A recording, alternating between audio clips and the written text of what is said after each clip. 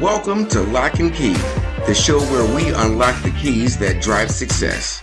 I'm your host, Lauren Bates. Here, we sit down with bold thinkers, trendsetters, and industry influencers to reveal the principles that open their doors. Business, creativity, resilience, legacy, victory. This is where real stories meet real strategy, and nothing stays locked for long. This is Lock and Key.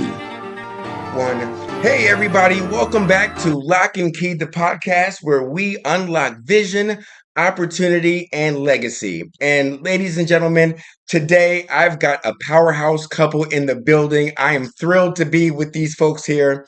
The one and only Preston and Katha Cato, the executive directors and founders of the Queens World Film Festival.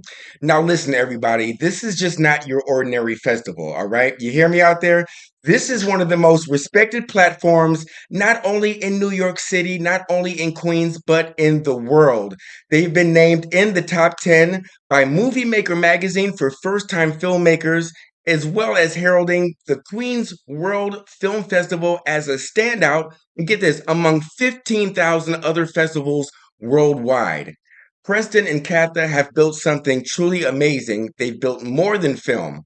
They've built community, they've built culture, and most important, they've built legacy.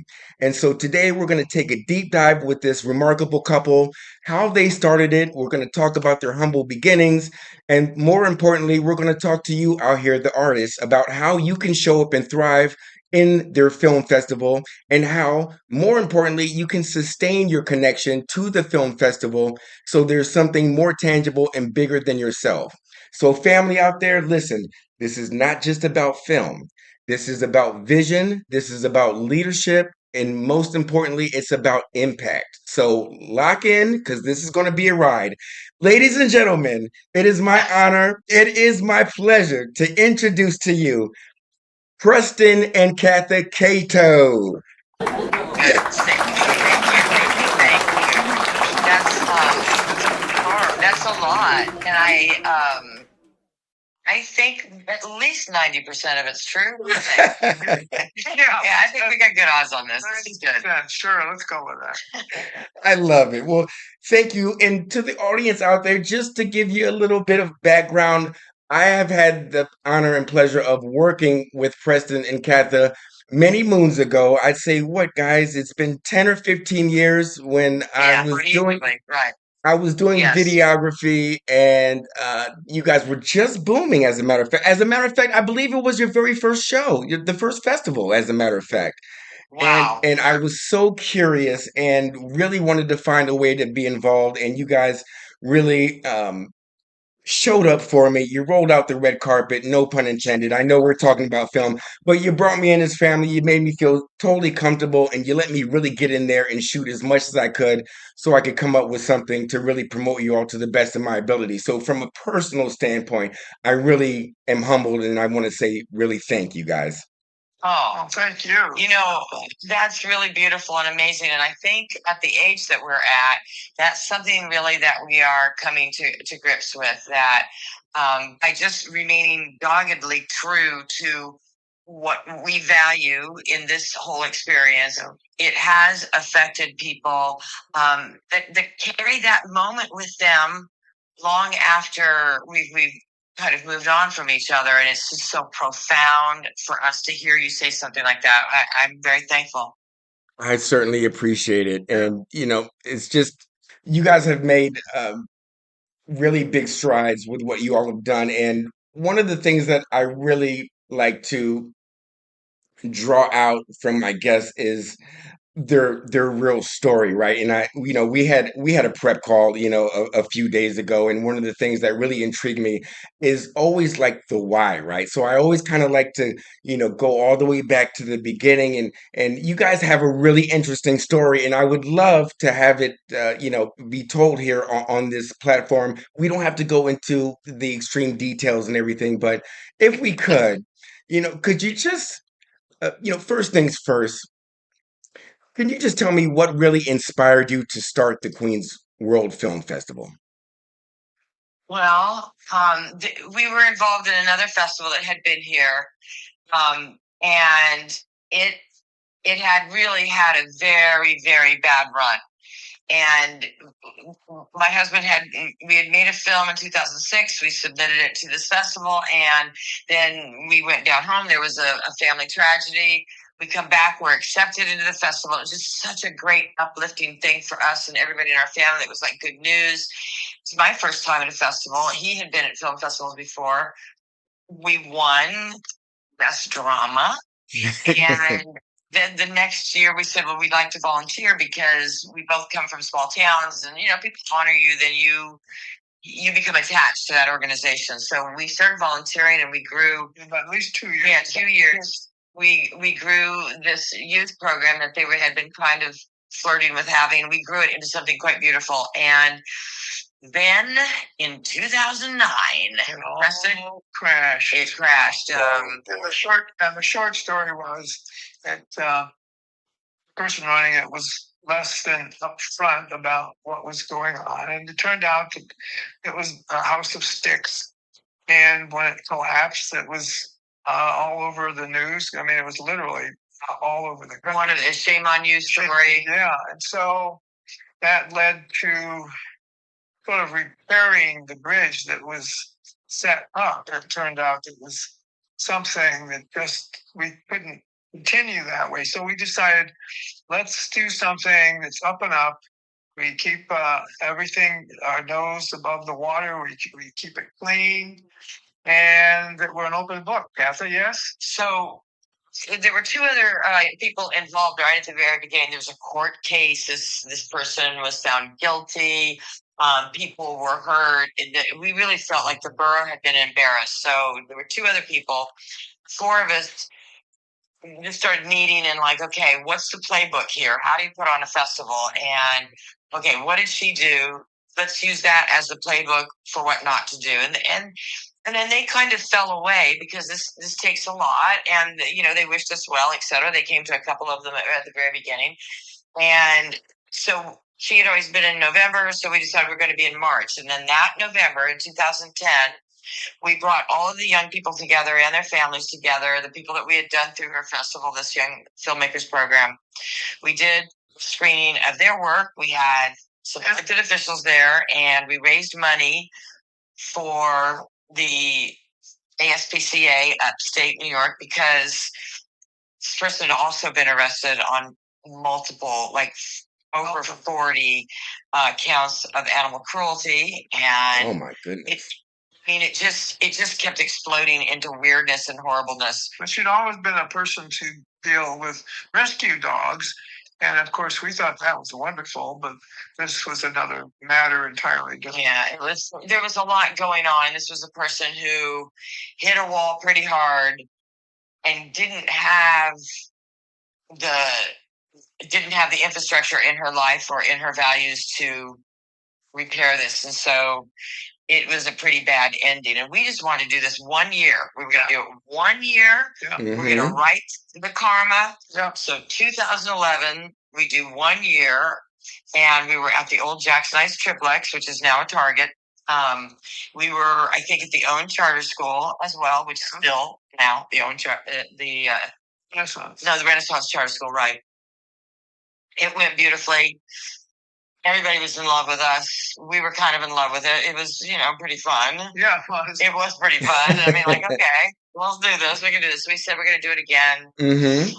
That was in 2012. And then I had a health situation. And then in 2013, we did it again. And I was diagnosed with the first of several cancers.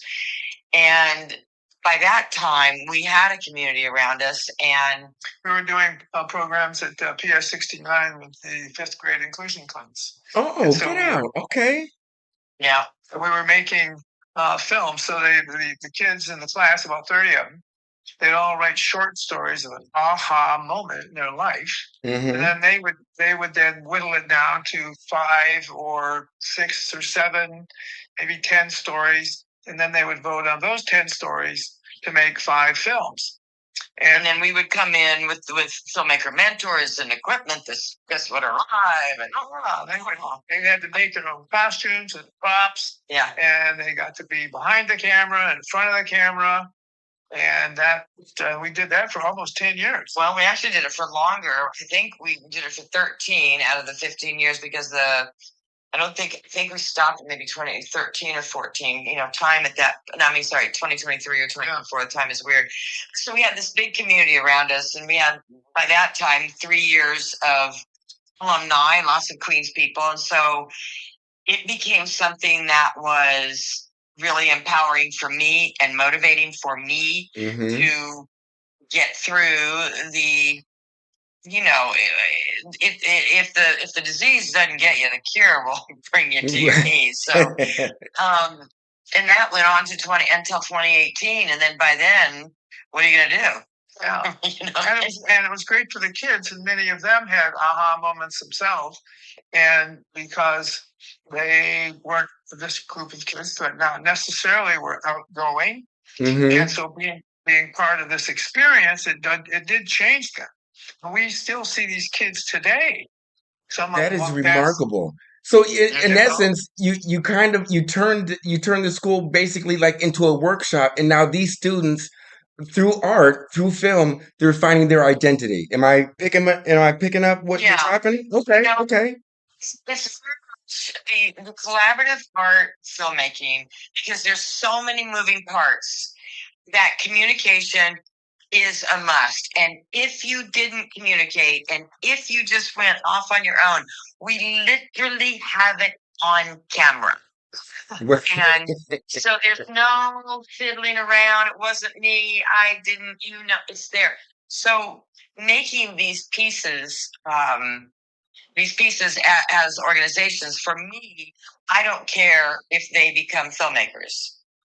What I want them to really experience is that incredible joy that comes on every step. There's a moment where the air changes because it's almost like magic, but it's not magic because it's what you all brought to the table. Yes, yes. We had a lovely moment once.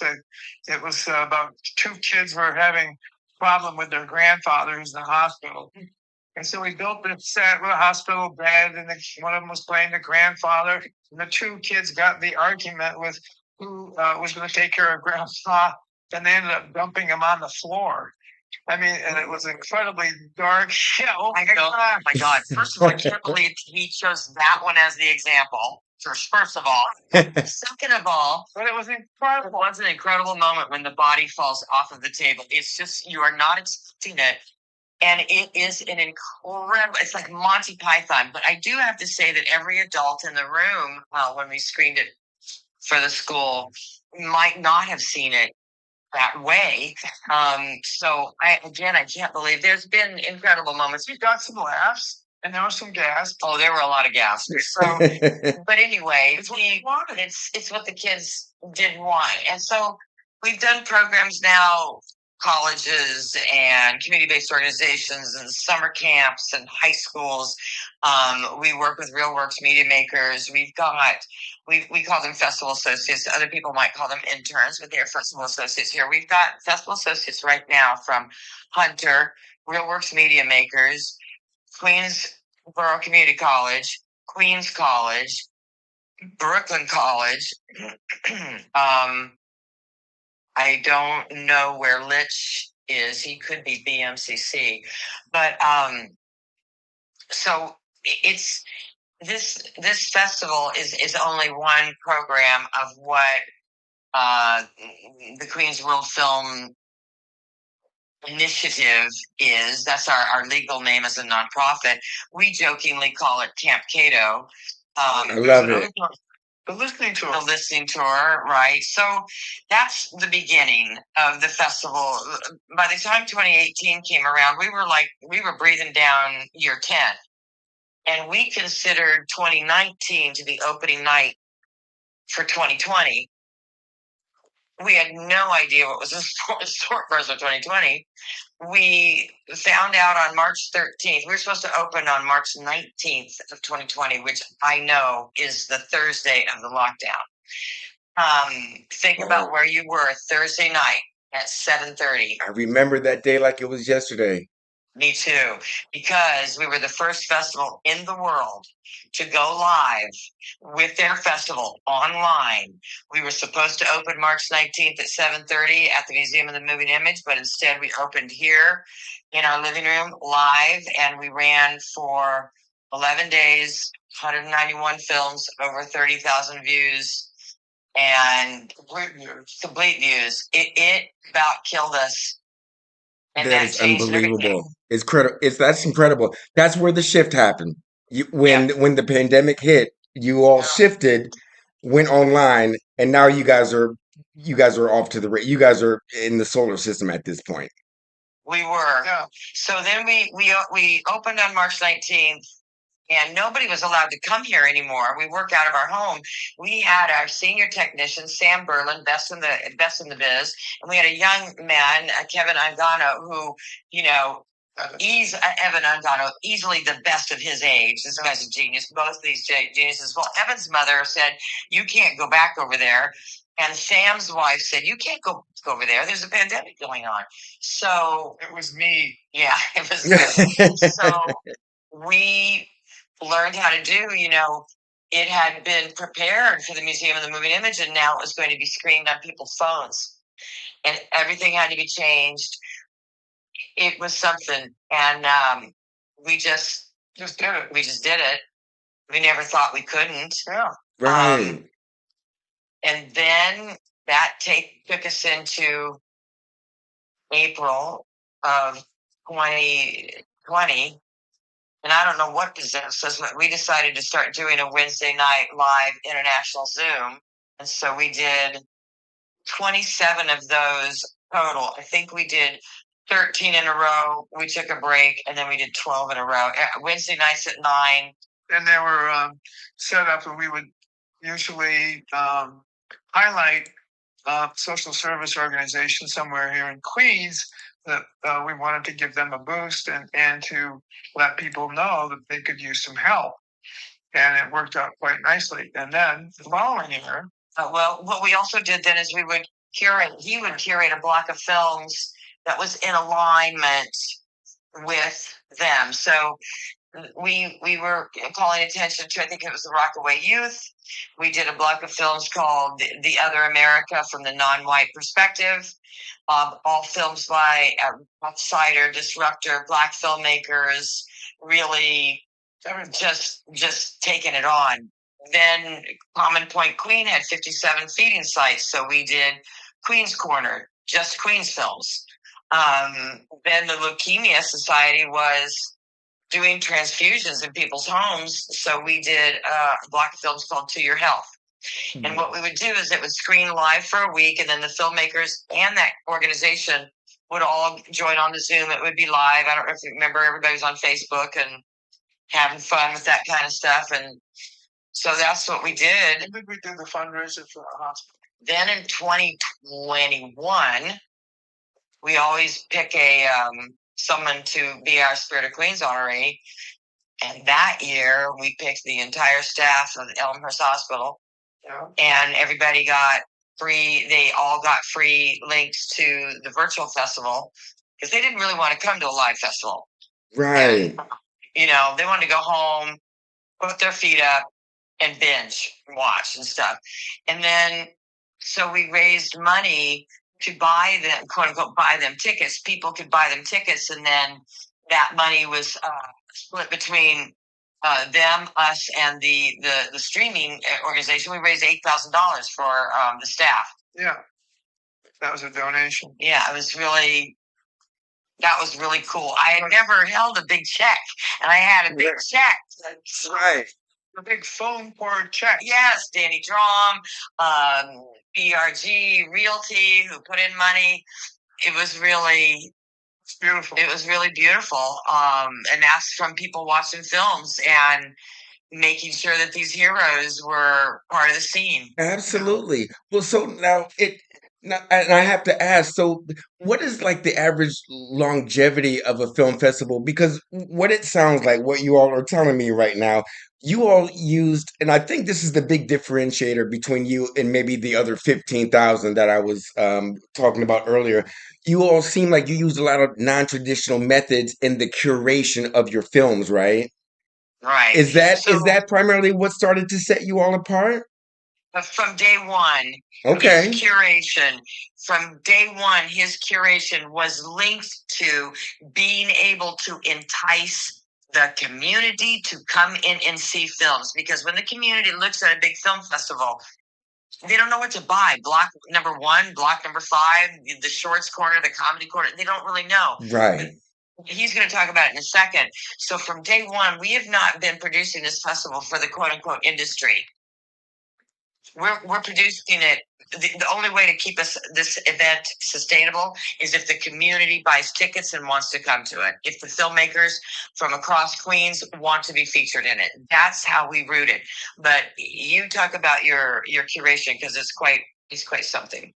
Well, discovered right early on that sometimes, well, most times, watching the films, and we do watch all the films, we find that there's some ideas linked between films and what they're dealing. They all deal with them differently. So they might have the same idea in a horror film, comedy, and let's say an adventure film.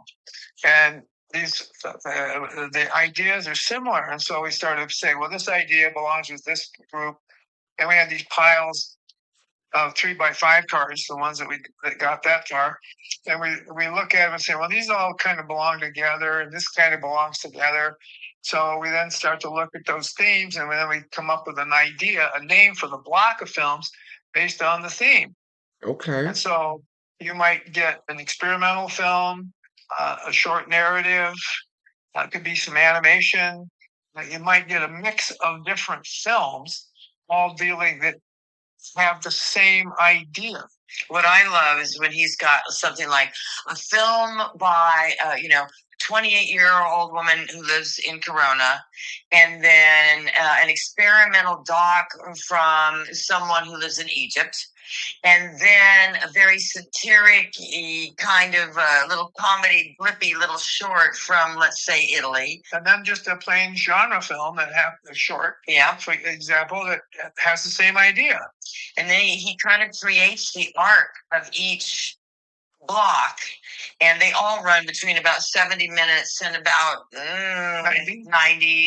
We've got one feature that's 2 hours, but yeah, he keeps them that way, and then they have the fun of coming up with a great title, and then that helps us market it to the right people. Yeah. Okay. And I was just getting ready to segue that way because you said, you're dealing with international audience right now, but it started with the curation, correct? Yeah. Yes. Correct. And then this way the audience has a really unique and surprising, sometimes shocking, sometimes just something that they just end up embracing, going, wow, I've never seen anything quite like that. And experience films that they wouldn't otherwise have if it was just a straight shorts block. So Right. we've got 2 blocks right now. One is called Hot Mess. I think it's 6 films about people who got it together or not. And then the other one is Salvaged, and I think the other was Troublemakers. So somebody had the idea that we should give our friends and family discount ticket to John Jay, the School for Criminal Law. That this would be like this would be piquing those kids' interest. Like if suddenly, like, yeah, I'll go see a block of films called Hot Mess. It's good. I think it's genius, and all we have to do is find the right clubs, maybe get them to a student office or something. We do a lot of marketing in the colleges. Okay. Because the staff, these are educated people from all over the world, and they know people outside of where they go to school. So we give out these friends and family discounts pretty liberally. Yeah, we give out discount tickets all the time. It's not because with us, it's not about the money that we get from the screenings. Right, it's not. Before we open, our venues are paid for. The staff is paid for. I am not relying on the tickets because that's how you become a very, very grumpy festival director. Seriously. Okay. Yeah. Yeah. So that's Yeah, it's it's just the way it is when you're doing. We've got 31 blocks. We've essentially got 31 live events coming up in November, I and see. you got to have 50 people at all of them. Well, let's do it. yeah. Let's see how we do. Let's see if we With do. a lot of other events that we do our best so we don't have to charge the filmmakers. Right, So it's not like, oh, here's a breakfast, come and it cost you X dollars. right. We're doing a filmmakers breakfast. We're going to have industry people there, and they're going to eat for free. Everybody's going to sit down, and it's not a networking. It's an idea exchange. We're talking. We're not really interested in them. You just need to get into the room and have thoughtful conversation about the work that we're doing. Understood. Okay. The connections will happen. Yeah, someone asked, "Well, can we make a pitch?" And I said, "No, no. It's not a pitch session. It's it's a conversation with professionals, and that leaves it wide open. But it's free. All of the professional development that we do is free. We're not charging people to learn. Come on now. I love it. Now, I really find, I mean, that's really amazing. So what you all did, you harnessed the grassroots aspect, for the marketing. You did real guerrilla marketing. You gave the tickets away. But what I'm picking up from what you're dropping right now is that you utilized the audience where you were giving the tickets away. Like you said, they had friends in other countries and so on and so forth. And that's how you were able to expand into international territory. Because I think you said earlier you got films coming in from like Italy now and Egypt and so on and so forth. And so Yeah. that's how that blossomed. 50 people, half price tickets is far better than 4 at full price. Much better for the filmmakers, much better for all of us. The goal is really to get people in those rooms who's interested in the themes, not because they worked on the film or they know the guy or her mother is really promoting it at her job. No. So it has to be people who are interested in what they're talking about. So it's more than just say, well, my film screens at so and Right. It's my film screens in the block. Oh, hot mess. Right. I love that name. It's catchy. That's real catchy. Yeah. And that sticks to you. Number 30, who cares? Well, clearly the filmmakers care, and they've got their friends and family coming, to these films. There was something that you mentioned, Katha, in our previous conversation about, filmmakers. They come, they bring their friends and family, but if you could elaborate a little bit on. I'm trying to remember what that exact process was because there was a way that folks were getting there, but um, it Right. became expansive because they were just bringing their friends and family. Do you remember that? And I can edit this a little bit, but So you remember the first time we were talking, you were like, yeah, a lot of filmmakers, they bring their family and friends. Oh, it was something to the point, and I'll clean this up. But it was something to the point where it was like their friends and family, they're gonna love their film, but we need other Right. folks. Yeah, go ahead. Okay. So, we like to have the filmmaker outnumbered and people there that are not related to them, not related to their deal, they didn't work on it, their son didn't work on it, blah blah. Because usually everybody laughs at that moment at the end because they were there and they remember how funny it was and it's supposed to be funny, and so they're nervously laughing and your mother is laughing because she wants it to be funny. But if you're in an audience, people that did not work on the film and they don't laugh at that, guess what? It's not funny. Your feelings are gonna get hurt. Someone's feelings are gonna get hurt. And it's good for you to learn it at this level. It's good for you to learn it at this level and by the way, you knew it wasn't funny. Right. But, right. Right. you Right. Right. You wanted it to be funny, right? And, I can see a filmmaker. They're popping their head out. They're looking to make sure everyone gets the punchlines and that type of thing. I got you. we've had this experience ourselves with the film in that first festival. You know, I was gonna pivot there. Yeah, we thought that film was a black, dark, painful comedy. Sounds a comedy. But it's not. I guess it's a drama, and we learned it there, and we then entered it appropriately in the rest of the world, and we did well. Yeah. We did very well. Right. We were once a quick story on that. So we were playing at the Pioneer Theater here for 10 days.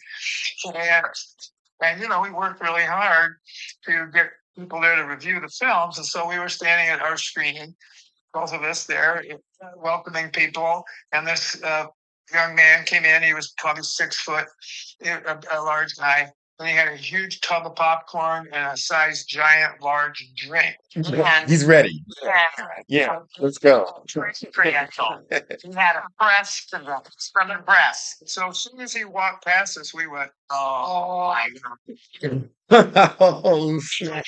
I thought this was going to be a really fun popcorn movie. He was so pissed. he was pissed. He was Yeah, so he pissed. came out there and he He eviscerated us. yeah, oh yeah, and the review was just Oh So my what? My goodness. response to him was, if you are so smart, you should go make your own masterpiece. But we learned but that's the way it hit him. Yeah. So you have expectations, and so we had to adjust our way we presented the Yes, film. yes. So once we pivoted, to use a term that's overused, well, things changed. So that's one way to look at it. Make sure you get things right about what your film is, not what you think it is, but what it is. Do test screening. Yeah. Okay, I was just getting ready to say, so we're talking about like test screenings here. Okay. For all you young filmmakers out there, I hope you're taking notes. These are serious gems right here because I know if I was a filmmaker and I was expecting people to laugh and they didn't, my feelings would be like so hurt. Yeah. It's true, but you took that risk, and you right. know at each moment, and of course your feelings would be hurt because your feelings are in every membrane of the piece, and we get that and we understand that. But not being able to learn is more of a disservice to your talent. Mm. That's the disservice. Yeah, go home, lick your wounds, and to the day you die, tell people it's actually funny. But just know that no one else thinks so. Yeah. And if you want to move it to the next level, take that into consideration of your in your decisions. I think screening at festivals, regional festivals such as ours, and that it's a great way to get your chops up. Everybody, their first film, they all submit to Tribeca, Toronto, and Sundance, and that can be hurtful to Yeah. you. Yeah, I was gonna say now, are those lofty aspirations we're talking about when you mention those type of festivals? I mean, not anyone can just get there, right? I mean, I think that they're looking for a certain type of film. It's an industry type, and they're looking for power and muscle behind the pieces. My suggestion before you submit to a place like that, try to attend it and really see what the lay of the land is, because you may get more out of volunteering or being a seasoned worker who's a host or is in filmmaker hospitality. That may be a great place for a person for 2 years while they're deciding really what they're going to do with their film. And is it a short? Is it a feature? Is it a this? Is it a that? It's a process. And if you're 25 and you get rejected your first year, chances are you've got 40 more years of making stuff. So learn, be better next time. Okay. And I'm glad that you mentioned that, Kathy, because that was going to be my next question to transition to. As far as the demographic, the average filmmaker that attends your festival, what is their age? How long have they been doing it? And I know that there's probably a huge spectrum here, but who's the average filmmaker that attends and loves to submit films for the Queens World Film Festival? think we now have the reputation of being outsider, and because of the curation, we can screen films that just like, where would you put an 11-minute horror film featuring, I don't know, but it might fit with what we're doing. So I think we have the reputation of that really provocative work, edgy work, assaultive work, aggressive work might find a place here because of the ideas that might bubble up, and that is true. This year we have two women who are our peers in age, and Older. we're in our olders. I'm almost 70, and somebody in the room is 80. So they're our peers of ours and have been working at it an awful long time. There are also, we have a block of films called Class Acts, and these are films that we went out and recruited from media studies programs in schools across Queens, not ours, other programs, just to kind of see what's out there. Yeah. We have, I would say, the glut is 25 to 40 ish. Okay. Yeah. The glut is 25 to 40 ish. Yeah. And then we've got ones or twos in the 50s, Yeah. 60s, older. In some festivals, we've had a lot of what you might call more senior Yep. filmmakers. Yes. Male and female. Yes. But Really? the thing, it's their work resonates in a way, like Jodie Olerfield, is a dance filmmaker. She's been doing this for easily 50 years. And we're not doing a dance block, but it fits in where you've got it. I think there's a dance in the environmentally speaking. Is that Jodie's, I think? Could be. I can't remember. We have an animator who's been animating. Right. We have an animator who's been animating since at least 1975. Right. And both of them were at our kickoff party, and both of them were contributing to pictures and the conversation and all of that. And it's and then we have the Veggie Nuggets, who've made this documentary on the destruction of their. I love that name, the Veggie Nuggets. They're incredible. This group of young people. Bright-eyed, bushy-tailed, every picture they're in, they're like, they couldn't be smiling bigger. And then we have everything in between. This year we have 22 films by Asian filmmakers. I would say easily half of the features that you're screening are debut features by these filmmakers, including the feature on opening night by Laramie. On opening night, this film by this woman in Southern California. That is wonderful. Yeah. Oh my It's called gosh. Where in the Hell, and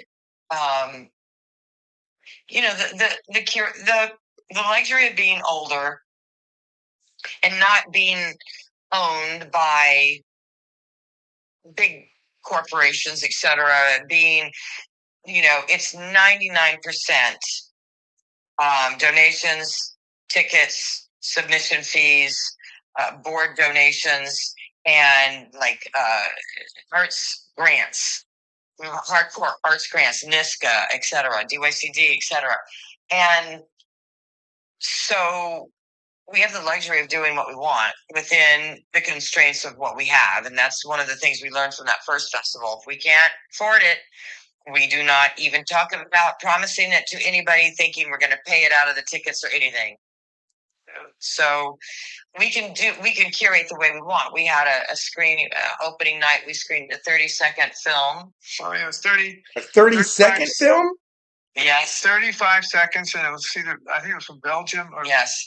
And I didn't even know that would even be considered a film. I'm learning a whole lot right now. Get out. It has This thing is perfect. It has a beginning, a middle, and an end. It's 5 shots, and Perfection. it is absolute perfection. And when we screened it opening night, there was no applause. There was laughter and one voice saying, "Oh no, that's not right." They actually like this. This ain't right. Get out. I do believe it was great. And it's a 30-second movie featuring a teddy bear. That's enough. And it is the perfect film. And we've screened that many times, and we've been in trouble for that many times. And our deal is Okay, it's art, and we need to remember how to watch another person's piece of art and not say it's good or it's bad. Yeah. Ask questions about it. Experience it. Experience it. That's it. Just experience it. You don't have to like it. You don't have to like post about it. You don't have to buy it. You just experience it. Yeah. And if you've got questions about it, ask it. And then remember, it's just art. You're going to be fine. Yeah, you mentioned that, Kat, though, when, in our last conversation, you said, as long as when you walk away from the film and you're thinking about it, whether it stirs, some type of emotion about you, then that's what it's supposed to do. It's not about good or bad. Am I? Right. Right. Yeah. Mhm. And this particular film, allowed these two filmmakers Yes. to establish themselves here in the city of New York with a business, making films. They were making commercial films, but they were also making films on the side. And so it doesn't have to be 2 hours long. It doesn't have to be 30 minutes. It can be 35 seconds. And you can still have an incredible impact. It's the reaction from the audience. So if you get a laughter and an oh no, that's what you want. You've engaged people. And we screened this particular film almost at every block during the festival. Well, and I got in trouble too with this. I screened it at a youth screening, and they were middle school kids. Come on, I thought they'd be okay. But this little girl, like, she like ran out of the room crying, and oh my god! But Just a teddy bear. it's just a teddy bear. But anyway, so But what you were saying, Preston, is that it doesn't really matter about length as long as it follows the formula, correct? Like as long as it has a beginning. no, Oh, I must. Oh, well. no formula. He likes that one because it has a beautiful, simple storyline that has a clear beginning, middle, and end. That's one of the reasons he likes it. And the example is that they were able to do that in 39 seconds, but I'll let him take the rest of that. He does not look for formula or genre. No. Go. No, I do not. I mean, it doesn't have to have all of the plot points and twists and gotta have this happen in a certain amount of time and stuff. Yes, that's important if you're making a studio film because you have to sell it. Mhm. And people's expectations have to be met. And when you even though it's really good, if their expectations aren't met because somehow you didn't find, well, the second act wasn't very good. So what are you talking about? You're talking about the structure of the film. If you're so involved in looking at a film in that particular way through those glasses, Mhm. then you're not engaged in the film. Right. So it's meant to be experience. Allow it to just wash over you. So here's an Right. example. Let it There was a resonate. short film. We did a short. There was a short film last year, and we did have a lot of film students here. They hated it. Oh, They hated it. They hated it because the eye line, he wasn't looking in the right place, and all this kind of stuff. And long story short, because the other character was a figment of his imagination. Mhm. Mhm. yeah. And so that's why the eye lines, that's why you're supposed to feel jolty. You're Right. supposed to not know. Instead of sit there and say, well, I'm on my film studies class, you're not supposed to know. Right. So essentially, quote, on purpose. I mean, you can tell it's on purpose. They changed everything about where the camera's supposed to be, where the actor is. So we were disoriented. And that was the purpose. On This purpose. character Okay. on purpose. So when you see it, when someone looks at it, all you know is beginning, middle, end. Don't cross the line. Well, You're going to be upset. hey, and Stanley Kubrick crossed the line in The Shining, and we love it. Yes, that's funny. Now- Those kids, that one, and the young lady is still a little angry about the fact that you screamed. It's so funny. But it was great. Yeah. It was great because you came away, you had to feel something. And dislike, okay, Take it. why? Well, I didn't know where I was. Great, thank you. So it sounds like, and you all from the curating standpoint, as well as the filmmakers, uh, there has to be some type of sense of managing expectations. Yes. Yeah. Okay, It's like, okay. So we're in the phase of the lead up to the festival where we're going to be doing Zooms all this week with groups of them talking about how to market their block, how to take advantage of the festival experience, what to expect, all that kind of stuff. And it's it's about understanding that we're building these 31 screening experiences, and we need community to get into those rooms with us. And you need to decide, who do you want in those rooms? Not just like, oh, come see my film, like me. No, who do you want in the films? Do you want young lawyers? Do you want a union? You want the 1199 union? They'll take tickets for sure. Who do you want in this room to experience this work that's in this block with these other films? So we're really building all of that with all of them right now. And, you know, we know that all of these filmmakers and all of the festival associates and this audience is traveling through us. They're not staying. We're just one stop.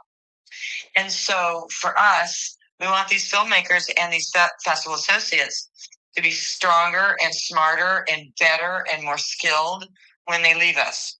So Very strong points right there. And I wanted to just interject really quick because I think this forms the basis of why we're having this conversation today, Preston Catha. You listed, three major points to the process why filmmakers are working with you. And I have here number one, you want to teach them how to show up as an artist. Point two, how to participate as an artist. And the most important, well, I don't want to say the most important, but the third point, how to sustain your connection to the Queens World Film Festival. You want to do a small dive into each of those points? let's do it. Because I think you're right there as far as the transition, and I'm trying to put myself in the shoes of a filmmaker. How do I connect with the Queens World Film Festival? What am I expected to do once I'm there? How am I even chosen? I mean, there's a myriad of questions that even come along with even getting involved with the film festival. But I think those 3 points would probably answer a lot of this, right? Got it. So I think the first thing is you need to become familiar with filmfreeway.com. It's the industry portal for submitting to festivals. Every festival that is taking submissions has a page on there that's fairly deep. You know, the you can have a picture gallery. You've got to have links to your website, testimonials. There's a place where you can review, where festivals can be reviewed. There's things to click on so that you can find out what are our requirements, what are the legal things that we're asking you to take care of, what are our expectations of what your submission is. So the site is free for filmmakers to create their profile. And in the interest of transparency, festivals pay Film Freeway, I think it's 3% of every submission that comes in. So, and they do lots of marketing, they do all of that stuff. And filmmakers from all over the world can have access to this site. So the first thing that you have to do is, if you're going to submit to a festival, read their submission policy, read everything about them, go to their website, look at what they ask for, look at what they require, and see if it's a good match for you. You need to be an educated consumer, because it's going to cost you to submit to the festival unless there's fee waivers or unless it's free. We try to keep our fees very reasonable. See, I didn't even know that. I didn't know that you had to pay to submit your film. See? Wow. Yes. Okay.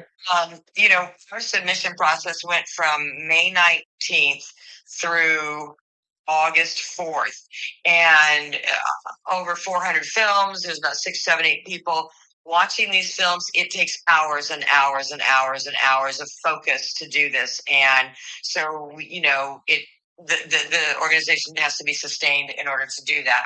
Our fees are not exorbitant. Some places it's like 60, 80, $120. I think we ran between 25 and 50. like the late fee is high because I'm discouraging people. Don't wait to the last minute about Right. anything. Don't do that. So people submit their films, and let's say I go to your submission page, and let's say you don't have any stills. You didn't put a director's bio. I don't know when the thing was made. You didn't give an address. I don't know anything about you, because remember, we're looking at building this community. So we're looking at the whole thing, the whole package. First thing we know is you're unprofessional. Oh, wow. That's Yeah, heavy right there. I hope a lot of the filmmakers are paying attention to this because this is really important. They have to position their brand. They have to make it presentable for you all to take a double look, right? It's like, okay, right. oh, okay, I see. They've got all their stuff, they've got all their eggs in their basket. Right. Okay. Are you affiliated with anybody? How many people were on your set? When did you start? How long did it take? And then in the cover letter, why are you submitting to Queen's World? Why? Here's the why. Because we want an educated consumer. If you're just standing back there just taking shotgun blasts at the barn, you probably don't even really care if you get into Queen's World. You just want the laurels. Well, okay. If that's fine too, but it doesn't support the community. The minute you hit submit, you are part of the community. There are people who are using your name and your film's name in conversation. There are people whose lives are being organized so that they can sit down and watch what it took you 9, 10, 12 months to make. You're part of the community. Be part of it. So be an interested, educated consumer. Then, if you're selected, respond immediately. Thank you. So that we know you got it. If there's instructions, that read your emails. I know a lot of young people live in your texts, and that's great. When you're running a film festival and it act accordingly. This one lives in emails. Act accordingly only if you want to have a great experience. Respond to emails. Let us know that you heard it. If you're going to miss a deadline, let us know when to expect it.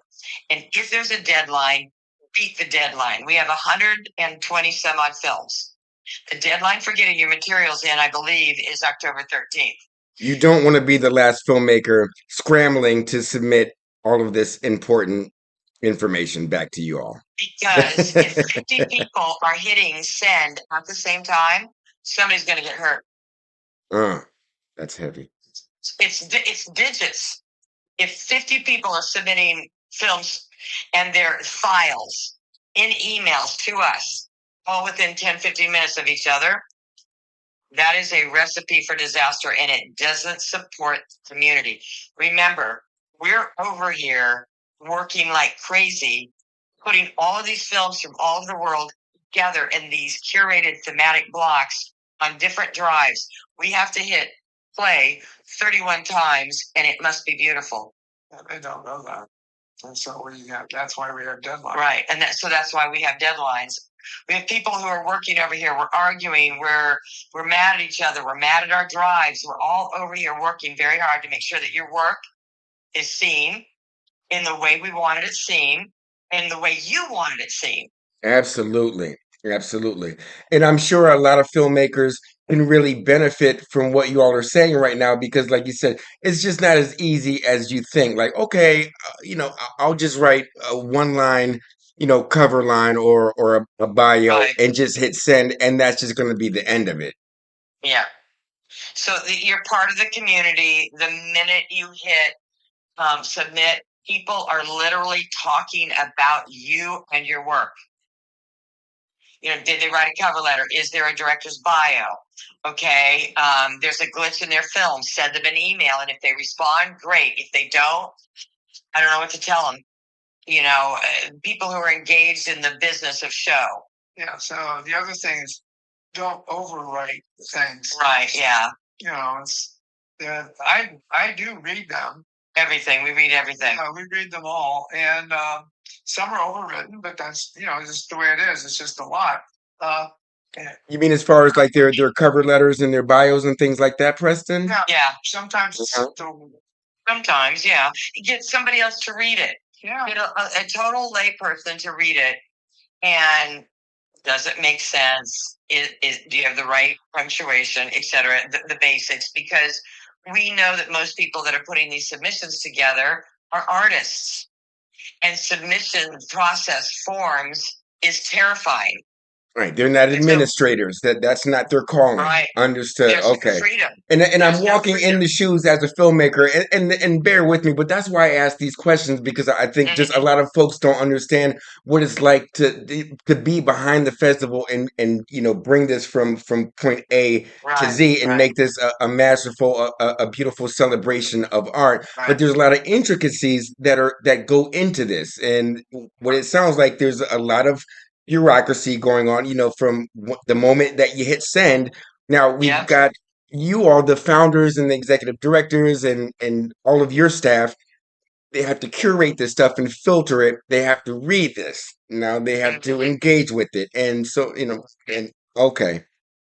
Yeah. So the last two things about once you're submitted is Yes. professional events. If you are accepted, it's a working event. It is not your party. It's the audience's party. It's not your party. It's the audience's party. Don't get drunk. Right. Don't be a fool. Mm. Go to other people's screenings and be of value. Ask them a question that makes them look brilliant. Don't ask a question that lets everybody know that you're so much smarter than they are. Oh, You're, I never even thought about that. I sorry to interrupt, but wow, that really struck me. So you don't want to go to another filmmaker's screening and troll, basically. Don't do that. Don't do that. hello. You cut out there for a second. I'm sorry. No, I was just piggybacking on what you said. You don't want to go to another Okay. filmmaker's screening and troll, basically. Don't do that. No, Don't do that. no. Like if someone's there and they start the question like, "Well, I actually made a movie about the same topic," I just wanted to ask. I mean, by then everybody in the room hates you. Be quiet. That's right. Don't do that. Yeah. Don't get drunk. Mhm. Don't be rude to the festival associates and the people who work there. If there's a mistake, come to me. All mistakes end at my desk. Come to me. And here's the thing: if I'm standing in the lobby, and I know that you know that I know that you know that I know you're lying and you don't have tickets, but if I have room in the theater, you will go right on in and it'll be lovely because I'm not going to ruin anybody's screening for $20. Yeah. Mm, I like that. So I like that. be part of the community, assets, be somebody who brings value to the experience. And then after the festival, say thank you, post some things and, good memories support them, go to their events if you can, speak well of them. If you have an issue of something that happened at the festival, when you air it in a review, you look bad. You look bad. Because there's no way that a huge event can go off without somebody stubbing their toe. Right.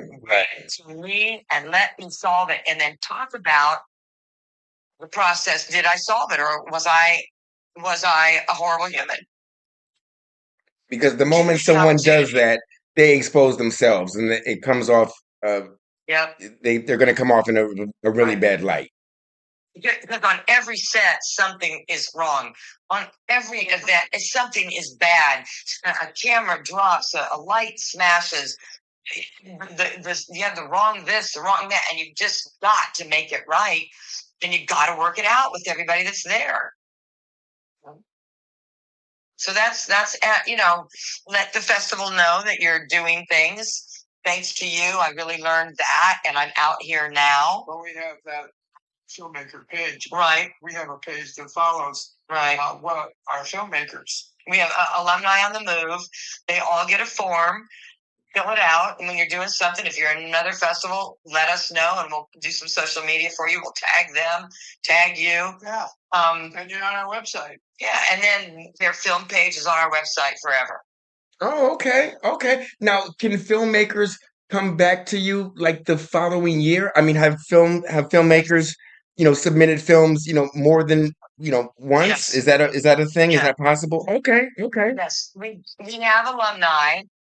So this is how it goes. We look at everybody's films and it's thematic.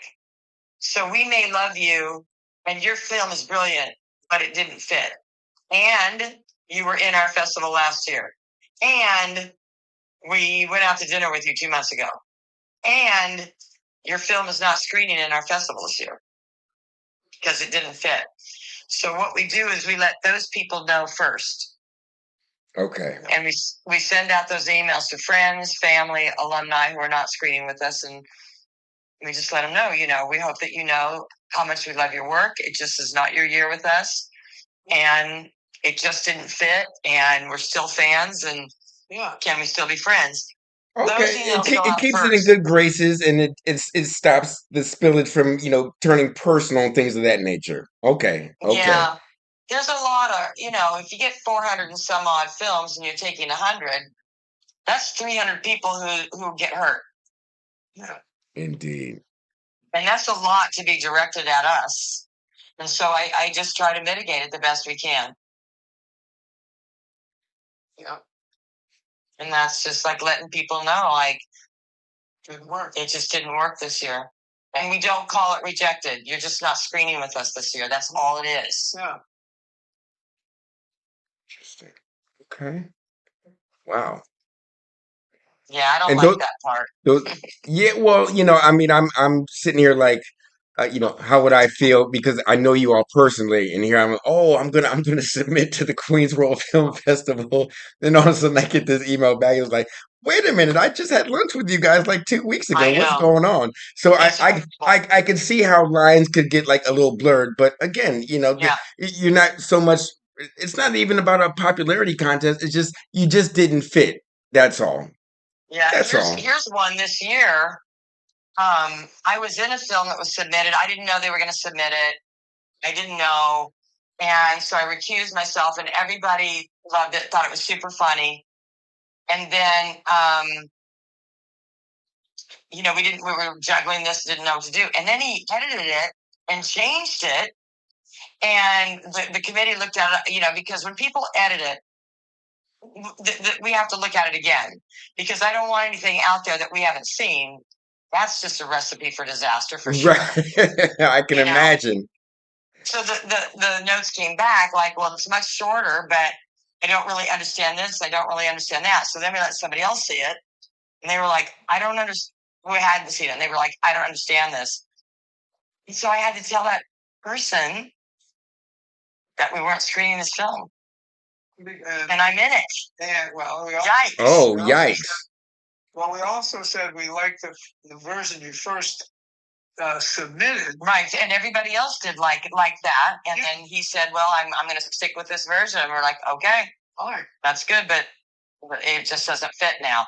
And that's hard. I would love to work again. We'll see. But I felt awkward anyway that something was submitted that I was in because I didn't think that would happen. I thought kind of makes me wonder why I was cast now to begin with. So, it's Yeah, just weird. I was gonna say the same thing. It's like, they trying to use a little bit of bias here. Like, what's I don't know. We're all trying to do something. We know. Who knows? I'm not going to judge. It's just one of those awkwardy, icky, just weird things that happen on this end that I think filmmakers don't have any idea that we feel them. now? All filmmakers have PTSD, and we get it. Right. We get it. Yeah. You've been to a festival, things happened or didn't happen that were supposed to. You had a bad experience. The film industry is horrible. Nobody believes in you. We get it. Yeah. And we just really work really hard for everything to just be really honest, Mm-hmm. transparent, and try to keep as much of our values present as we can. And just keep moving forward. I mean, we even talked about it this year. I said, "Do you want to do it the third week?" Yeah. And we literally thought about it for a moment. They were like, "Oh my God, no, we'll never make it. We'll never make it." No. So Well, because that's then we could have. He originally had 213 cards Well, that was just that he wanted for this year. that was just a trial. I know, but that was original, and then we got down to 180, and I was really like about to faint. And then But then you reconsider things that yeah, suddenly things will pop up that I mean we put films in the festival that one time and crossed them off yeah, because they didn't fit, and then as the process goes along and the other films come in. And, committee starts to see things, and suddenly the one you just crossed off gets put back in the pile again. So I mean that's because it's until it's finally locked. Just because we went no doesn't mean it's going to end up. I mean that's on our end. so we have right. And I'm glad that you mentioned that. And sorry, I didn't mean to cut your flow off right there. But Preston, you mentioned something. And Kathy, you mentioned, well, I'm not one to judge. I wanted to touch on that a little bit. So let's just say, I'm a burgeoning young filmmaker. I hit select right now. I'm in there. Now I'm just waiting. You used the word judge. So do you all have a committee that judges these films? Or am I right. in Screening committee is first, and everybody's on a spreadsheet, and everybody's watching each other's scores, and I'm watching everything. And if a film gets like two people hate it, then I say, Preston, you got to see this, because usually something that everybody else hates is something he was like, oh my God, this is genius. And vice versa, then he will say, you'll start to see notes appear like, think that this is about this, I need some other eyes on it, and people will start to look at it. And then we hone it down, the themes, the cards, the table, we lock it, it's done. And then this year, everybody who was accepted is nominated for an award because the competition was very hard this year. So everybody got the nomination laurels this year. But we do have finalists, and there are people who are screening these finalists, and we will let them know winners of in categories. We're going to do something different. We're not exactly sure. We're trying to just do something different with the winning and all that, because it just takes away sometimes from the experience of such a wide variety of films if we're forced to say that's the best, and it takes it away. So we're trying to break that policy, and we took our first step this year by just saying whatever category you entered in, you consider yourself nominated. And he's considering quite a few really specialty awards that I think people are going to be surprised. But we're just trying to break that norm of these awards of saying that's the best and you're the best at this. And Yeah, there are some festivals who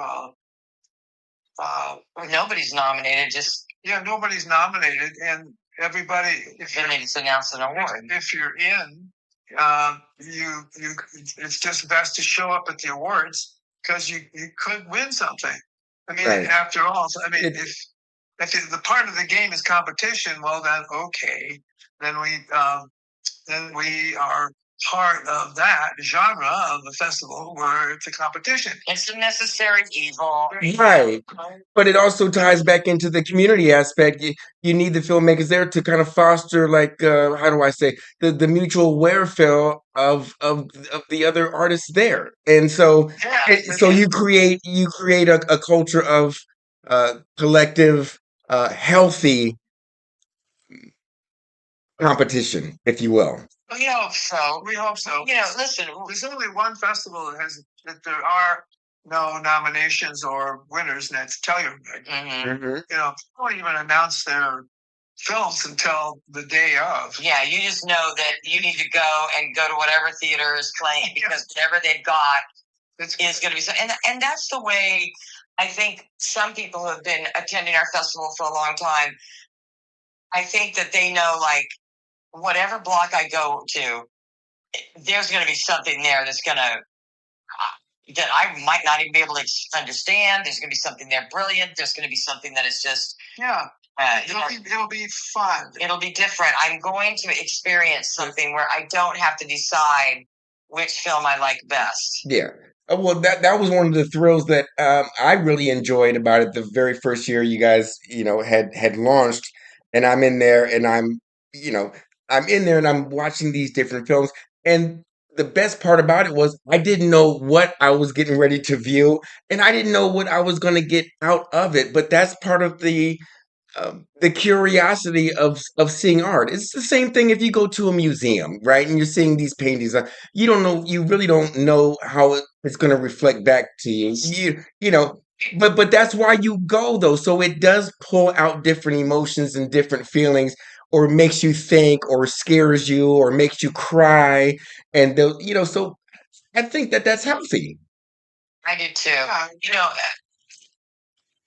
I think a lot of people think that making a movie is so much easier than it actually is. Because of, doing social media and reels and shooting this and being able to CapCut and do this on your phone and stuff, sustaining an idea in this art form with equipment and light and sound and then it's like Preston says all the time, they're all experimental.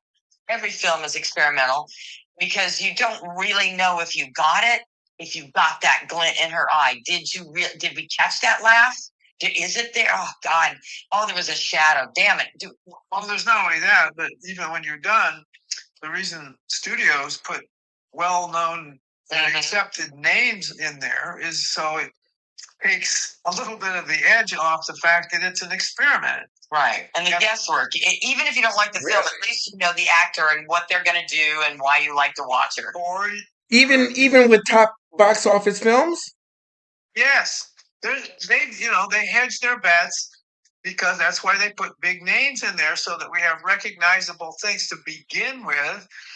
And that's why they buy books to put into movies. They buy something, what they call it,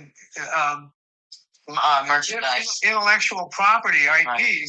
So it already has a following. Mm-hmm. So now we have the rights to make this into a movie and music by. Yeah, exactly. Oh, I didn't even think about that. Right. That's so your expectations are it's got actor A and actor B, and I like actor A. And that director who did that other film that you liked. Oh yeah. Right. But that's the beauty of the short film and being in these film festivals. There's a sense of purity with what's happening here. Exactly. And more of a sense of risk to the audience. And you don't know what to expect. And a lot of independent films at most film festivals, you don't know who the people are. So that's when it hits you, that when the light turns on that screen, I have to accept what's there. And I have to understand the characters, who they are, because I don't know who these actors are. But if you know who actor A, B, and C are, well, immediately you're there with a little bit of acceptance before you even walked in the door. Yeah, I've found that I have been moved centrally from watching a short film at a festival as opposed to going to the box office to go see like Denzel Washington. It's already prepackaged. It's almost like you're expected to like the film just right off top. And I get it. They've got marketing geniuses and, like you said, soundtrack or play a huge part in that type of thing. But yeah, I get where you're coming from. It's still an experimental film because it is. It's an experiment in storytelling. And we're just going to hedge our bets because we have so much at stake. And it can still tank, and people just don't like it for whatever reason. It doesn't matter what the reason might be. But we know what to do at minute 26. We know what to do at minute 52. We know when the violins, they got to go here. Yeah. We know she's got to turn at 3, 2, turn, good, kiss, yay. It's a wrap. Yeah, right. And, some of them are very elaborate popcorn selling devices. Yeah. Interesting. Okay. It sounds like there's a lot of psychoanalysis that plays into this whole system, if you will. Well, formulaic for sure. There was a Mm-hmm. great ad in, I think it was the New Yorker. They're sitting, and two people are sitting in front of a desk. It's obviously kind of a Hollywoodish kind of mogul thing. He goes, "Your film is very, very fresh. We've never seen anything like it. It's very, very new, very innovative. Don't worry, we can fix all of that."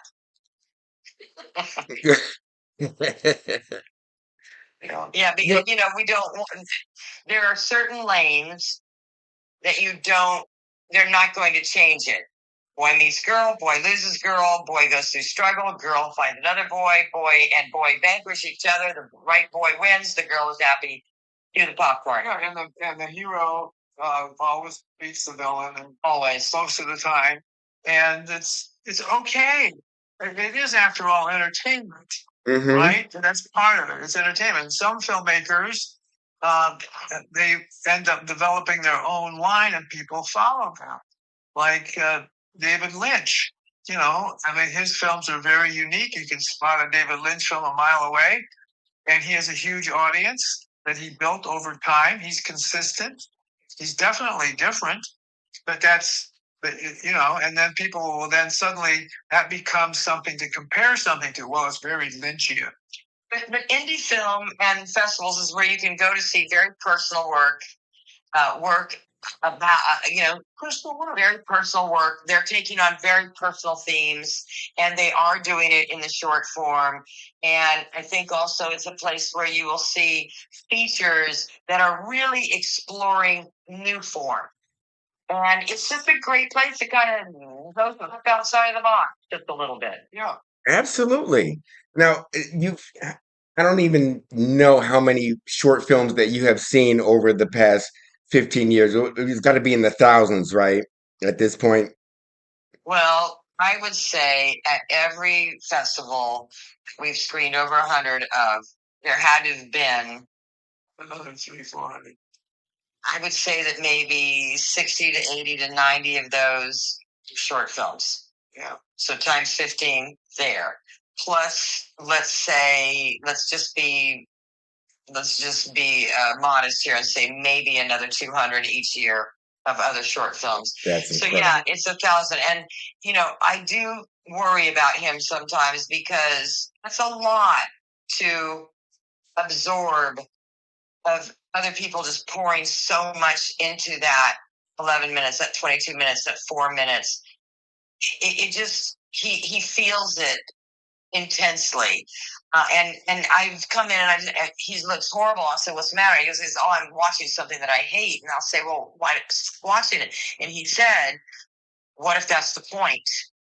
What if I Wow. find out at the end I'm supposed to hate that?"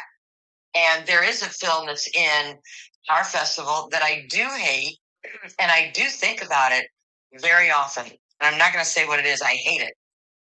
And I think about it, and I think I'm supposed to hate it. But There was a I lot of am intent worried. to you hating the film. That's interesting Yeah, because I was just going yeah. to ask both of you if there was a particular film that stood out, either good or bad. You just nailed it. Wow. Yeah, well, Yeah, depends on the way it hits you. yeah. And every time I think about it, I get mad, and I hope the filmmaker is coming because I want to say to them, this thing has stuck with me, and I just don't think I'm ever going to shake it.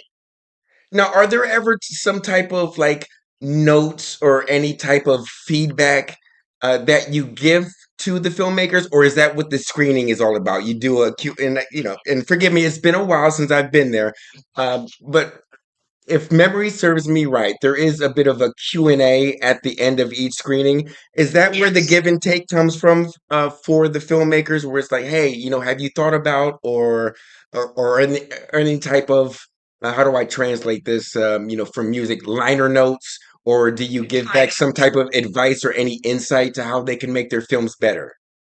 Well, we don't do that Okay. there. If they ask us, we have all of their notes, and we work very hard to preserve the notes.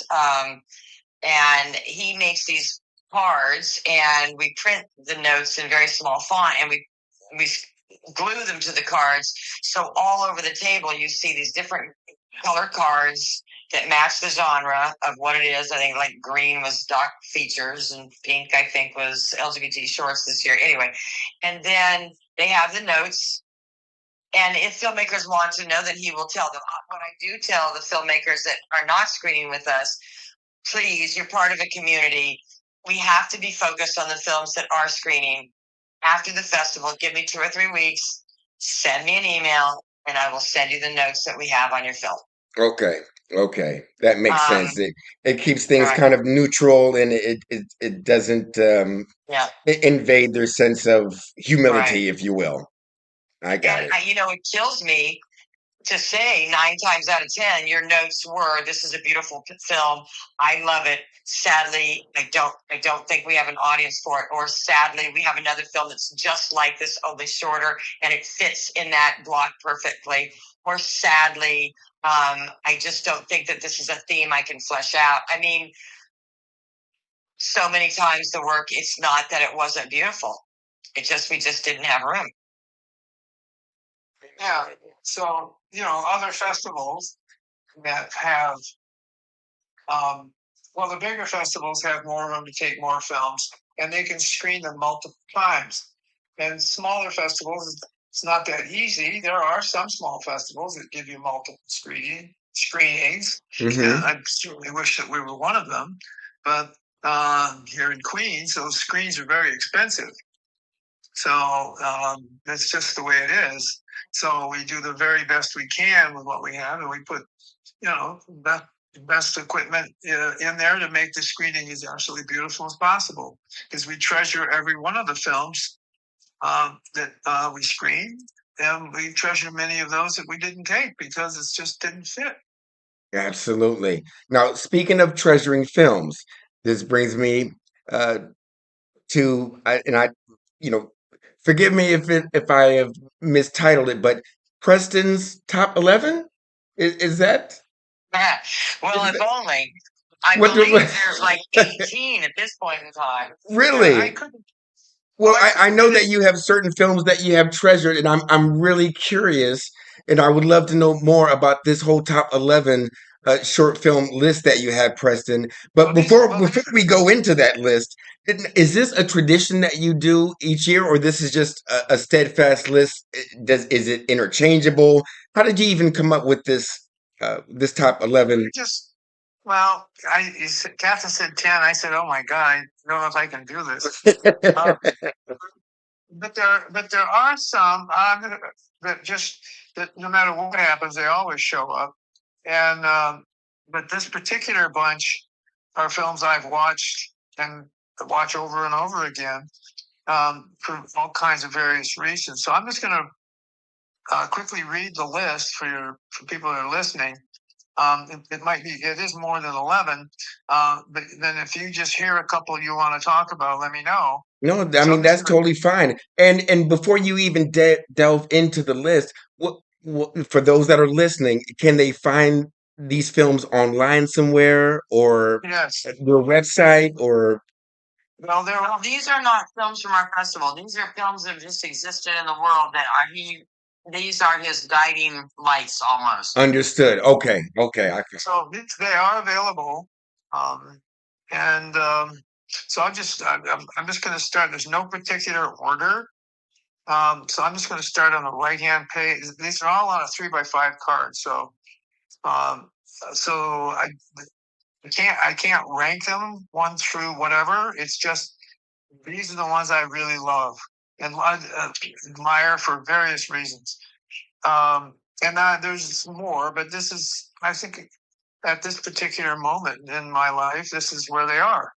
So I I'm going love to it. start. I have off the top is The Conversation, and then The Shining, Lolita, Wavelengths, Fargo, Young Frankenstein, HUD, The Long Goodbye, The Ballad of Cable Hogue, City Lights, Days of Heaven, Midnight Cowboy, The General, Bonnie and Clyde, Paper Moon, Animal House, Stand By Me, The Treasure of the Sierra Madre, The Graduate, McCabe and Mrs. Miller, Taxi Driver, Inglorious Bastards, and Heaven's Gate. Wow. That's a really strong list, and I love that like there's well seriously. I mean, I tried to do my homework. I'm like, okay, let me see if I can guess some of these films that Preston is going to list. I go on Google and I'm like, hey, top 10 or top 100 films of all time. You knocked a few of these right out the ballpark. City Lights, Midnight Cowboy is a personal favorite. Um, would you like to expand on some of the reasons why these are your favorites? Oh, Fargo is a really a big one for me as well too. I really enjoyed that. And Taxi Driver, Animal House is just off the top hilarious. I was a college guy, so I can certainly identify with that universe right there. Completely out of control. But why, Preston, do these films grab you, and why can you watch these films over and over again? Is there a specific formula to these films? Well, some are just plain very entertaining, and they're just so well done, and the characters are just love to watch them over and over again. Some challenge what I would call the I guess the norm. I mean, Wavelengths uh, by Michael. Yeah, I think it was his last name. But anyway, Wavelength is a quote experimental film. I mean, that's the category it's in. Um, but it's absolutely breathtakingly beautiful. It's just one long zoom shot. HUD, I mean, that's one of my favorite Paul Newman films. He plays a very dislikable character, and after many viewings of it, I remember once reading something that he sort of became this anti-hero, and he was very upset because people liked his character, and he was trying to make him as unlikable as possible. The Long Goodbye, I just adore it because here's a character, Marlowe, who's a big character back in the 40s, both in literature and in movies. His sort of his sensibilities are put into 1972, and it's just absolutely breathtakingly gorgeous, wonderful, and just unexpected. But I love anything by Robert Altman, and Brewster McCloud. I love Brewster McCloud. I love McCabe and Mrs. Miller, these sort of winterized Western. Mel Brooks. I mean, come on. Yeah, not to Um, interrupt your flow, but as soon as you yeah, said Young Frankenstein, like you had me right then there. yeah, That's one of the films my father and I we can watch over and over again. There's something about Mel Brooks, and I know yes, he's one of the goats of all time. Writer, producer, director. yeah. There is something just sensational about him. And there's another one of his films that I literally I fall to the floor. Young Frankenstein is one. The second one is Blazing Saddles. Oh my God. Now Yeah. that one Oh right my there, God. because there's so many nuances with the with just With the characters, the racism in there, but the way that he flips it, where it's just so over the top funny, you can't help but laugh at it, and it That's right. just completely masterful the way that he did that. So I'm glad that That's you it. touched with Mel Brooks, that like he's Yeah, well, the producer, oh my watch it. Springtime for Hitler. I mean, it's just, I mean, he does everything you can possibly do. I mean, just the premise alone. Hey, you got to come up with a flop to make money. I mean, it's just the opposite of anything that's of normal sanity. And then the performances are incredible. yes, absolutely. Zero Mostel and Gene Wilder. I mean, that's putting well, and then plus Mel Brooks. That's three comic geniuses all together at one wonderful experience. But Absolutely. look at City Lights. I mean, Charlie Chaplin is still one of the absolute best. I was read or listened to something about Stanley Kubrick. I could just say name a Stanley Kubrick film, and it would be on my list. But he was, he said he was trying to work all of his films. He's trying to work with that physical humor that Charlie Chaplin had, and Right. then add on to it the the complexities and everything else of his stories. I mean, Chaplin's work is they were all complex, but very simple in the way he told them. I mean, it's just amazing. And he was probably, and may still will be, probably one of the most recognizable cinema characters in the history of the business. Um, Absolutely.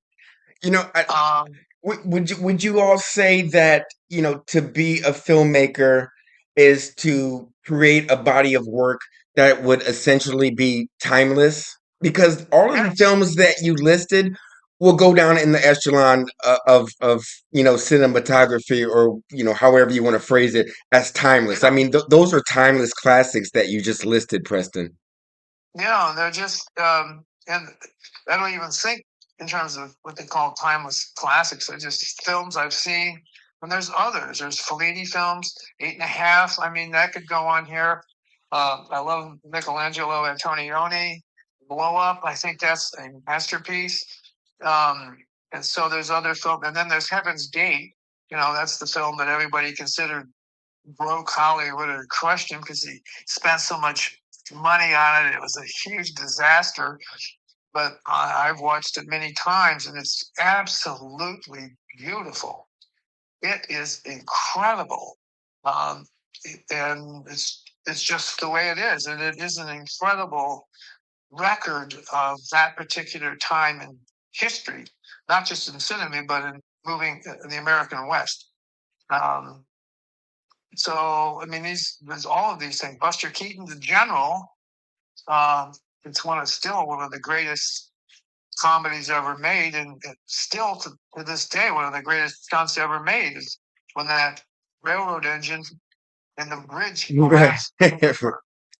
Now, That's Buster Keaton, were those part of like the silent movies? Were those silent or some of them. Well, they were. Yes, there was no dialogue.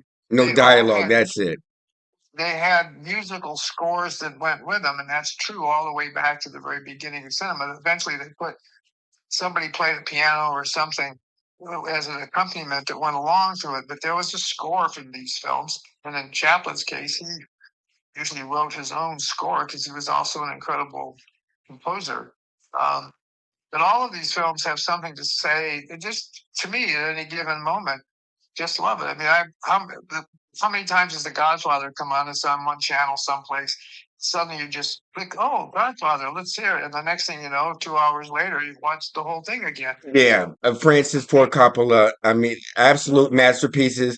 And from but just personally speaking, and I don't know if this will spawn a debate because I'm a huge Godfather fan, right? Anyone that No, knows me, Lauren Bass, I love the trilogy.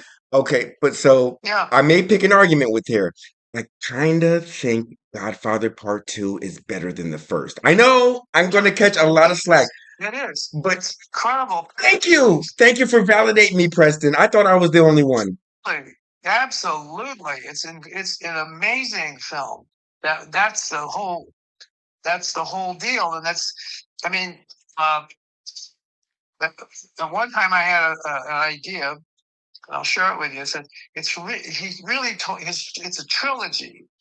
How he's done it with these films. I mean, he's taken the idea. It's the snake, the viper in the garden. So the original viper was in the homeland, the European homeland, and he was in a garden. If you remember the film, he's sitting there in a garden. He's protected, and he comes over to the New World, the family, and they're in New York. And the character says, "Well, if you do this for me, I'll get you a rug." And he has to go and steal the rug, but both rugs were pictorials of gardens. And so there's another garden there, And then what happens? He's now the viper in that garden. And then that eventually manifests destiny, moves west to the West Coast, which is where Western Man goes. And so at the end of Godfather Part 2, he ends up in a compound in a garden next to a lake. And there he's there. And then it's not over yet. He then makes Apocalypse Now, where he goes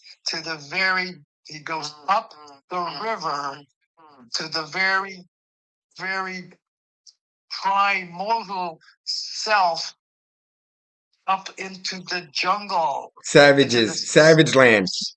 So it's all about the viper in the garden.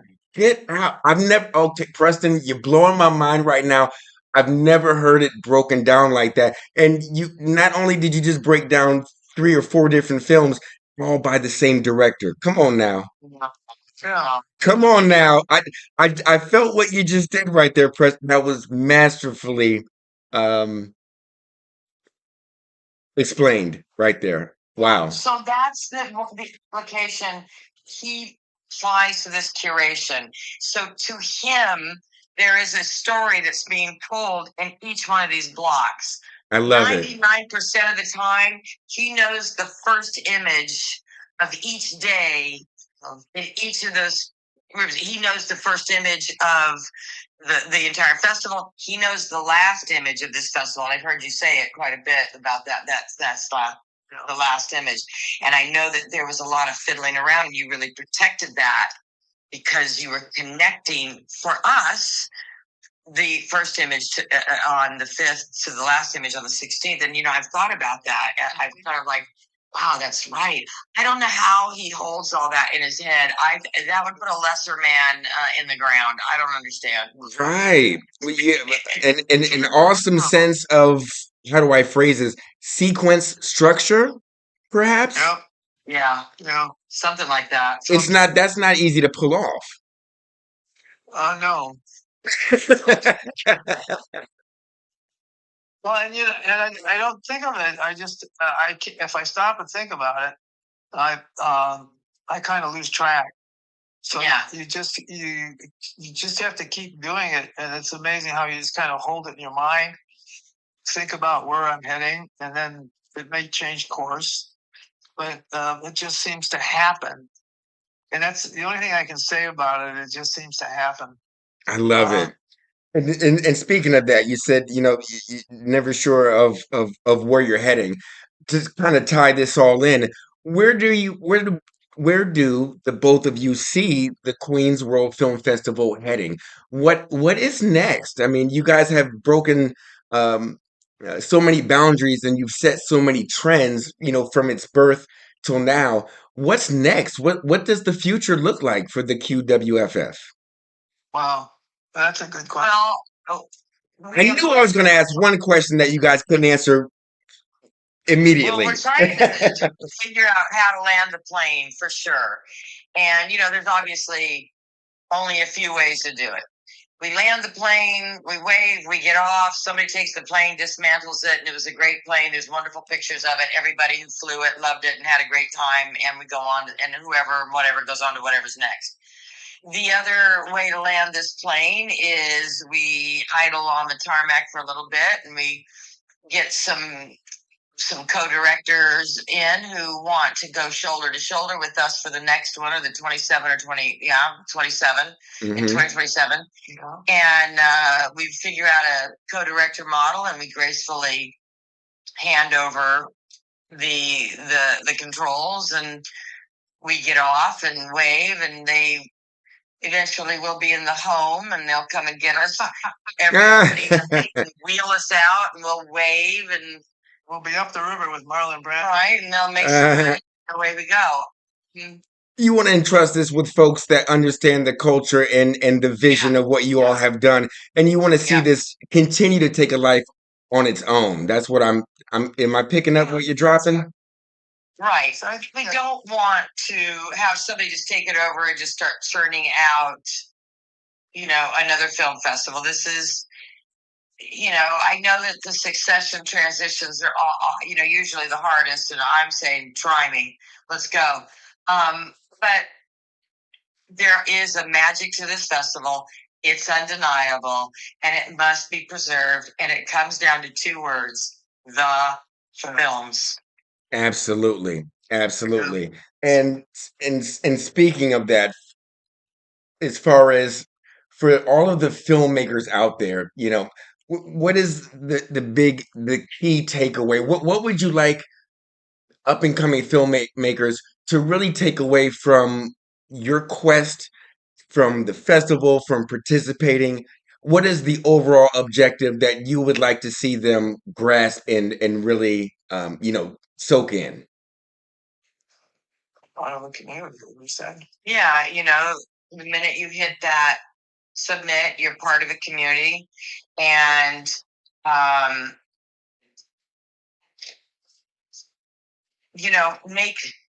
make films and make films. Do your work. If you do your work as an artist, Yeah, have the idea, do what you know works to put the thing together, make it a good thing for everybody on that set or in that studio. do the best you can. Do the work hard at it, embrace it. It's not a linear lifestyle. You don't start at A and then it just like keeps going up. And there's like, you're not given promotions in the business. You're as good as whatever it is you're working on. Work on stuff that you're passionate about. Be a good member of the community. Leave. If you're gonna go in someplace and it's a location shot, then leave it clean. Yeah, So those people will be willing to let the next group come in and be shoot and also the house or whatever it is. maybe you just want to make short films. Maybe that's it. Maybe I just want to make a short film and make some more, and then I'll make a little one a little longer. It just depends on what you're doing, but enjoy what you're doing. I mean, if it's all about I'm going to make a short so I can make a feature and get a job and a blah blah blah, well, that's okay too. But maybe it's just a career of creating Mm-hmm. short films of all kinds of ways. Maybe you make it of something else. Maybe it's 42 minutes. Maybe it's 8 minutes. Maybe it's 35 seconds. Um, it's just a way of life, a way of expression, and that's one way to look at it. Perhaps that's what you're doing, and that's okay too. And if you can make a living at it, okay, that's another aspect about it. What do I then have to do as a filmmaker? It doesn't matter where I am. How do I get paid to do this? Well, then maybe you do something commercial on the side so you can make short films on your own. Maybe I do commercial work, whatever it might be, in order for me to go over here to make something maybe a little longer. So it just depends on what you want to do. Maybe you're just happy to be a filmmaker who's out there making whatever it is for pay, and that's it. So Right. that's okay too. So all of those have different ways of doing work. And I made films for a long time in my earlier life. I was just doing it just because it was a lot of fun, and it was experimenting with all kinds of different things.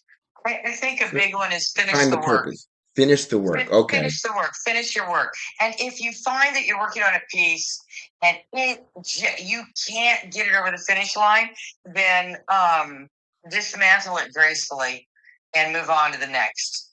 But finish. Yeah. Do what you said you're going to do with the people you said you're going to do it. Don't overpromise and just do the work. It's we say this a lot at the festival to filmmakers, that when you look back at history and you look at the beings in our literature and our lore and our mythology, the only beings that are really allowed to make things are gods. Mm.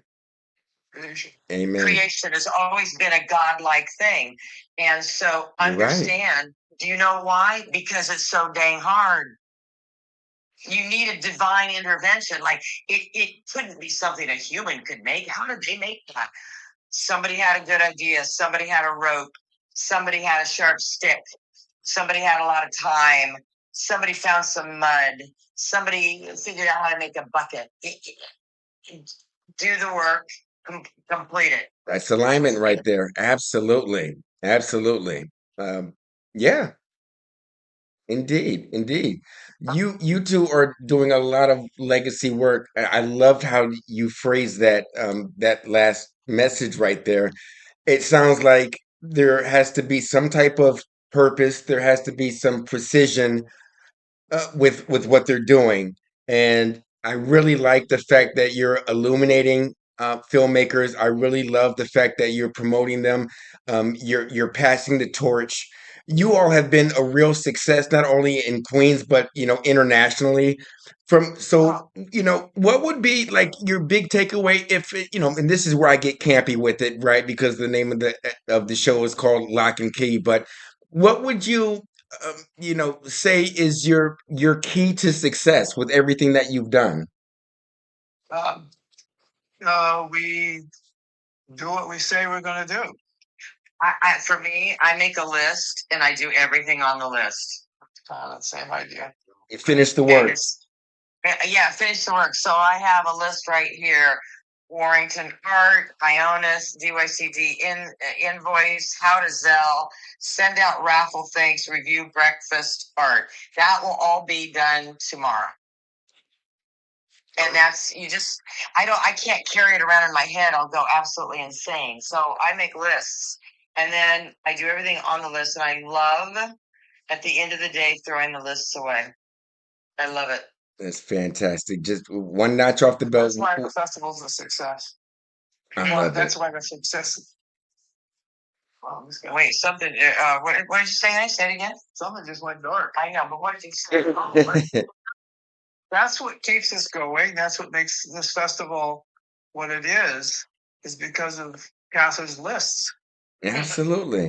Well, I mean, I'm truly excited by what you all are doing. Thank you for letting me become, I guess, a quasi sponsor. Being able to have some signage there at the festival and whatnot. It's a huge honor and a testament to all of the hard work that all of us are doing right now. And I really appreciate you all for gracing me and blessing me with your time today. I know that a lot of filmmakers out there are going to pick up a lot from our conversation today. And it's really important. Like I said, I try to put myself into the shoes of a filmmaker and, not only what it takes to just to produce a film, but what are the stages when you actually get invited or you submit something to a film festival and, what could happen, how to behave when you're there and the whole nine. And I think that you all did a beautiful job of packaging that today and letting filmmakers know what to expect and how to make the most of the experience. So for that, I truly thank you. Well, thank you for the opportunity. I think that you should call us every Sunday and we should just talk about stuff. Yeah, well, once Preston did the top 11 and he hit off with Young Frankenstein, that just set me on a run now. I'm starting to create a list. I mean, I could talk about The Godfather, just those two films, I mean, like ad nauseum. But I would love to shake it up. We could talk about comedies and dramas, and I mean, yeah, I mean, I am so willing to do Sure. that. Absolutely. My next list will start with Tootsie. Oh my Yeah. goodness. Oh my goodness. There you go. There you go. It's great. Fantastic. Well, I can't thank you all enough for being here on the Lock and Key podcast. What a tremendous conversation. Big gratitude. Everyone, please give a warm thank you to Preston and Katha for dropping so many jewels today and for everything that you all continue to build with the Queens World Film Festival. Oh, so before we go, the film festival is coming up. You want to throw out some details, the when and the why and the how, and now is the time. Let's do our shameless plug thing. Let's do it. Yeah. So we're running November 5th through the 16th. We are at the Museum of the Moving Image and at Kaufman Astoria Studios. We have 31 blocks that are thematically program. There's something for everybody. There's films from all over the world taking on all sorts of things. The theme this year is connections, made, missed, and yearned for. And I think that the majority of the filmmakers, I think that we can safely say that they're taking on these themes in such a deep and personal way. And we think that it's going to be a wonderful opportunity to connect with each other, connect with our filmmakers. Our presser is on October 15th, and we are awarding Warrington Hudlin, our Queen's honoree this year. And he's going to be there. He's going to accept it at the press conference. And then he's going to just take questions from filmmakers and people. It's a free event. It's at the Queensboro Hall in Queens. We're going to have a light breakfast. Anybody can reach us to find out more about the presser. I think this opportunity to honor this man who he has broken down so many barriers and brought so many voices forward.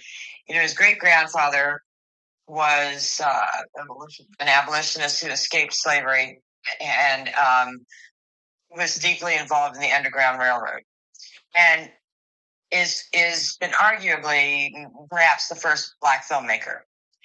And since then, Warrington and his brother have done so much of it. And notably, he was the producer of House Party. You know it. I know. And he's just an incredible human being. We're so blown away that he has accepted this. And we really want to make that presser on October 15th hugely exciting. So, Laura, if you have any ideas of people we can contact, we can maybe talk about that offline. I just want this to be a joyous community event where there's just tons of filmmakers who are getting to know him for the first time. Oh, absolutely. I've got a laundry list. I'm cultivating in my mind as we speak. We'll do that offline. Absolutely. Okay. I would love to help out in any facet. Brilliant. Well, thank you for everything. So See you in Queens. did we get the website too? Did we plug the website? Let's do it. QueensWorldFilmFestival.org. QueensWorldFilmFestival.org. You will know you're there because it's very, very blue. Yes. We changed it and we accepted the color of Scrubs in 2020 is when we did that. We changed the whole thing from pink to blue in honor of the Scrubs that were keeping the world going. And we're going to stay that color until whoever's next gets to decide whatever they want to do. And there's a lot of things on there. There are film pages for all of the filmmakers that are exhibiting and have exhibited with us. There are, let's see, it goes all the way back. All the films are listed. We've ever screened. Right, from 20,000 to 2011 to I think it's 2019. There's an archive list, but 2020 to now, there's actually a film page for every film. Oh, fantastic! So folks can go to the website and view all of the archive films that's been shown there. Fantastic. Yep. Wonderful. Well, look, thank you so much. So, family, young filmmakers out there, you've heard it straight from the pros here. This is more than just about, short films. More importantly, it's about community. I think that's where the passion point really lends itself to this entire conversation. It's about connection and creating, the platform where your voices out there can rise. So if you are an artist, if you are a short filmmaker, or if you're just someone that's, chasing vision, please take these lessons with you and stay consistent. Connect yourself with something bigger. Connect with other filmmakers. Really make it a moment. And Preston and Katha, I really appreciate you being here. And to the entire Queens World Film Festival family, thank you for all of the hard work that you do in reminding us what it means to lead with passion. Oh, that's nice. Thank you so much. We probably should go lay down now, huh? Yeah, right. Indeed. Well, look, thank you so much for being here today. I really appreciate it. Ladies and gentlemen, you've been listening to Lock and Key with Preston and Katha Cato of the Queens World Film Festival. Thank you. God bless. Take care and good night. Thank you very much. All right. Thank you. clear?